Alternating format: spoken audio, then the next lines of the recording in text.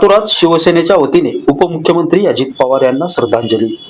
राज्याचे उपमुख्यमंत्री अजित पवार यांचा विमान अपघातात मृत्यू झाल्यानंतर संपूर्ण महाराष्ट्रात शोककळा पसरली असून राज्यभरातून अजितदादांना श्रद्धांजली वाहिली जाते.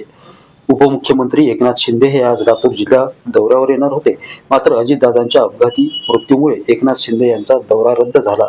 यावेळी शिवसेनेच्या पदाधिकाऱ्यांनी आणि कार्यकर्त्यांनी उपमुख्यमंत्री अजित पवार यांना भावपूर्ण श्रद्धांजली वाहिली आहे.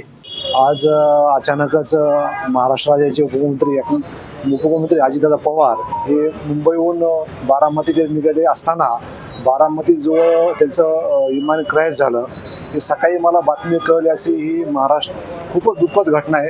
मी आपले एकनाथ शिंदे साहेबांची सभा होती आज उदगीर या ठिकाणी, तर त्याच्या नियोजनात आलतो आम्ही. पण आज आम्ही सगळंच पूर्ण शिवसेनेचे सगळे लातूर शहरातले किंवा आमची उदगीरची सभा पण आम्ही कॅन्सल केली. पण असा नेता परत महाराष्ट्राला भेटणं शक्य नाही आहे. खूप त्यांच्यामध्ये काम करण्याची जिद्द आणि चिकाटी होती.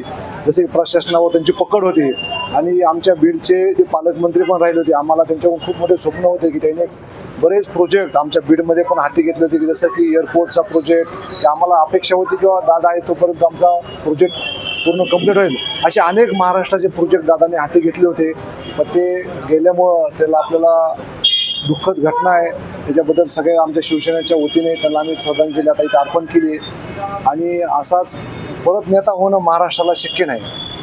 नितीन बनसोडे, एकमत डिजिटल, लातूर.